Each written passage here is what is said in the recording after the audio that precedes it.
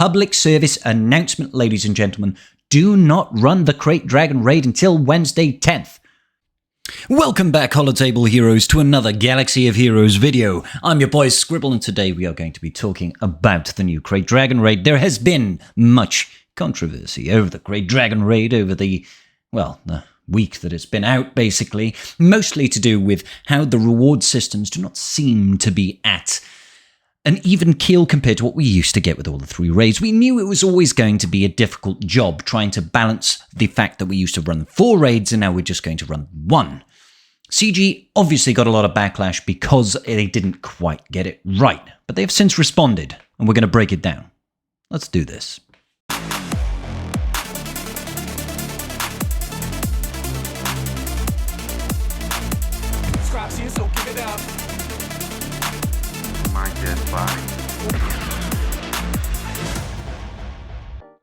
So here we are. Tuscan Meathead has today taken to the Holotable forums and has said, we are writing to update you on the recent changes to the raid economy. Upon release and through player feedback, we realized the initial attempt at updating the economy has not landed where we wanted it to, and for that, we apologize. It's nice, guys. Give CG credit where it is due.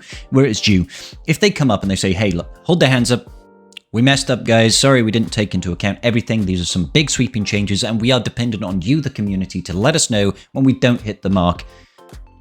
Gotta give it to them, alright? Okay? We know how hard everyone works to get where they are and try to maintain their rosters. Needless to say, this wasn't ideal. I agree. I was taking a look at it and I was thinking, this is a complete mess. I don't quite believe we got completely done over to quite the same extent that a lot of people think. I think there's actually a lot of good in this new reward structure. The amount of gear, how easy they've made it to get to gear 12 and to get into relics is actually very good. Okay, and I like the ease and the autonomy that we've got to pick our own rewards. There just were a few issues that I felt really needed to be addressed. So, we're committed to making the raid economy better. We are working on a number of changes and we believe they will improve the overall experience. These changes include, but I assume are not limited to, an updated reward track or tracks, both guild and individual. We are making a series of changes that target improving the value players can get earlier in the reward milestone tracks. This addresses my chief concern with how the raid economy is set up.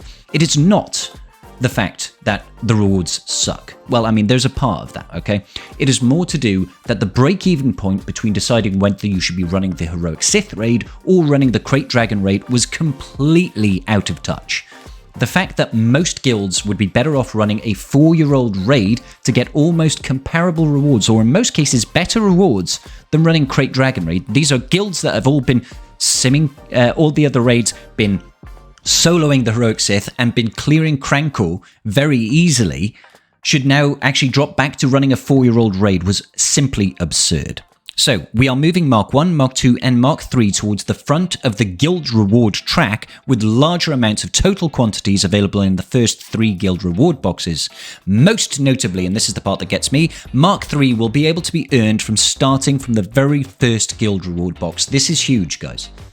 This is what differentiates running the Krayt Dragon Raid compared to running the Heroic Sith Raid. The sheer fact that you can earn Mark 3 currency, which is not available in any other raid reward.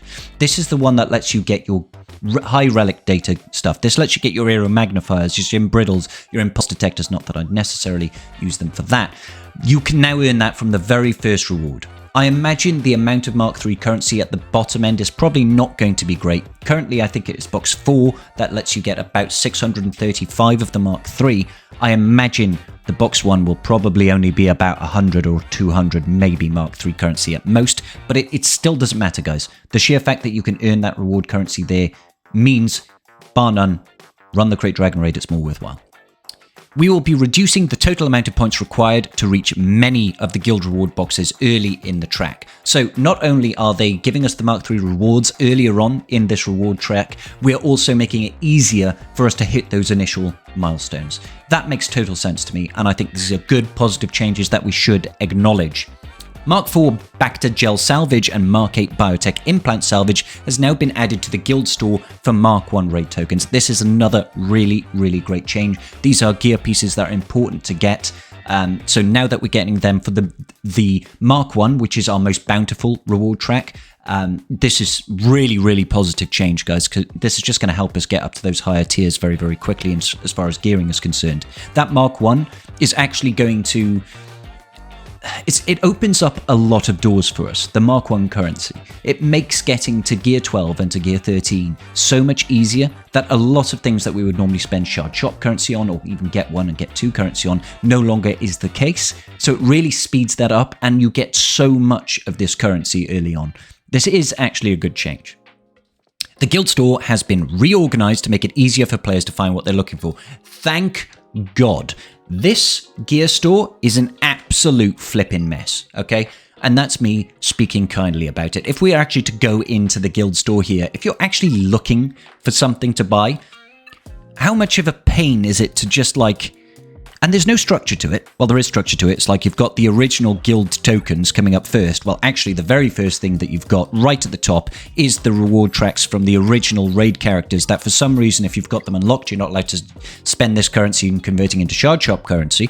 They just don't want you getting Shard Shop currency at all. Then they go back into the original guild currency, which has now largely been diminished, which is a big shame.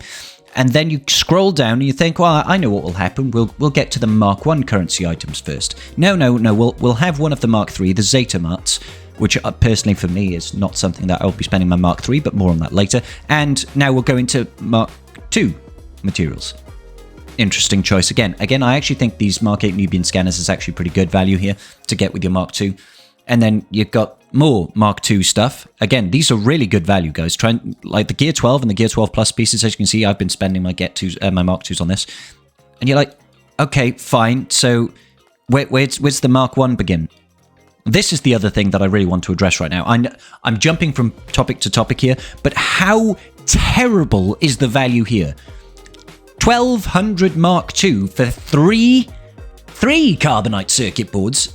Did they miss a couple of zeros or something off this? Should this be 3 or should this be 300 or should it be 30? Should that be 120?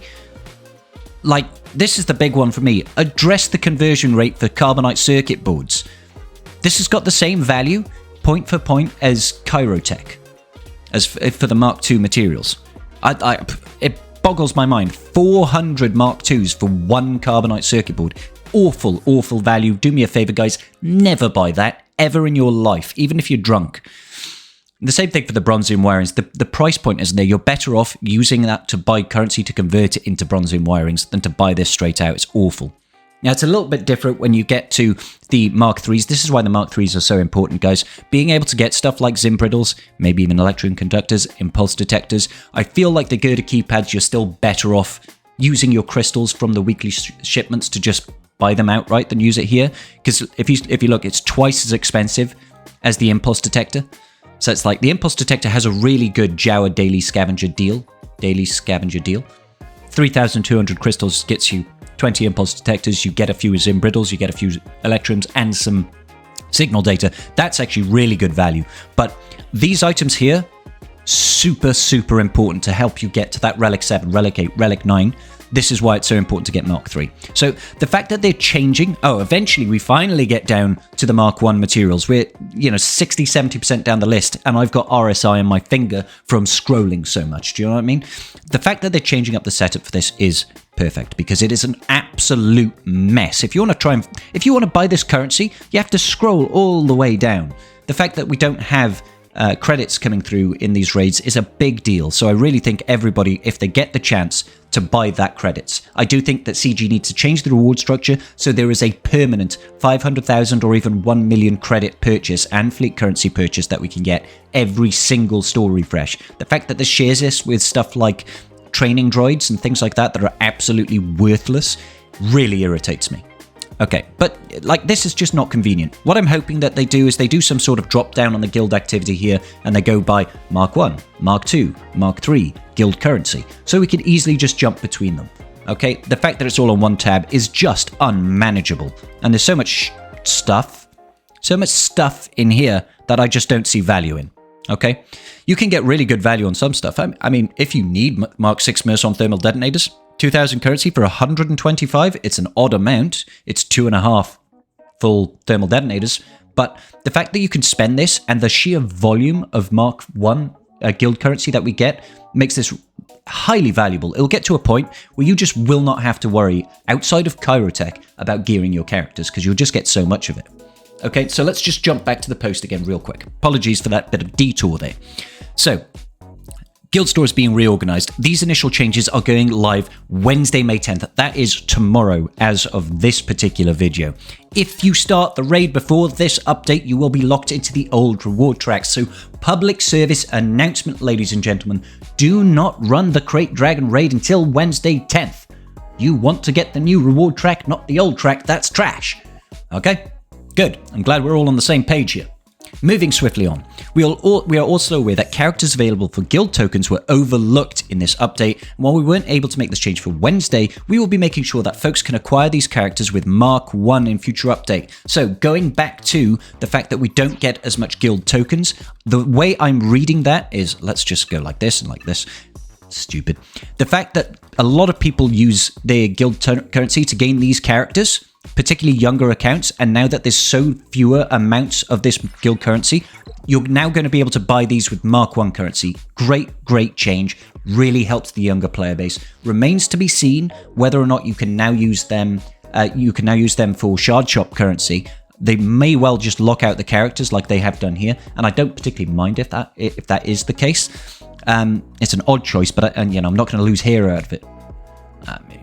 You know what I mean. Figuratively speaking, the fact that they're doing that means they are cognizant of the fact that younger players, younger accounts, still need to gain access to these characters to 7-star them. They need to give them in a more readily available currency, which is this Mark 1 currency, which we get so much of this now. Okay, super. I actually really like this. However, I do have to say, ladies and gentlemen, do us a favor. This really shows the importance of us pushing back against CG.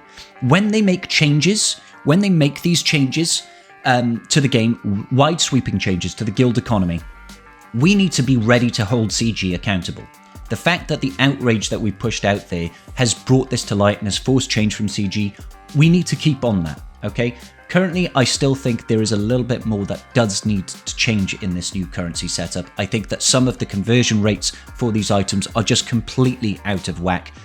You know, the Carbonite circuit boards, it doesn't make sense to even have them in the store at that price point when you can spend it on gear in the store elsewhere to convert it into Carbonite circuit boards. I think it's just not in good faith. Either they need to increase the amounts, adjust the conversion rates, or they just need to remove them completely so that players are not tricked into making incredibly poor value choices in this game. So keep pushing CG because they will make changes if we clang loud enough. All right. Ladies and gentlemen, let me know your thoughts on the opinions down below about what CG is changing, what further changes you would like to see, and how you're finding the Krayt Dragon Raid in totality. Beautiful. Until the next video, guys, may the Force be with you.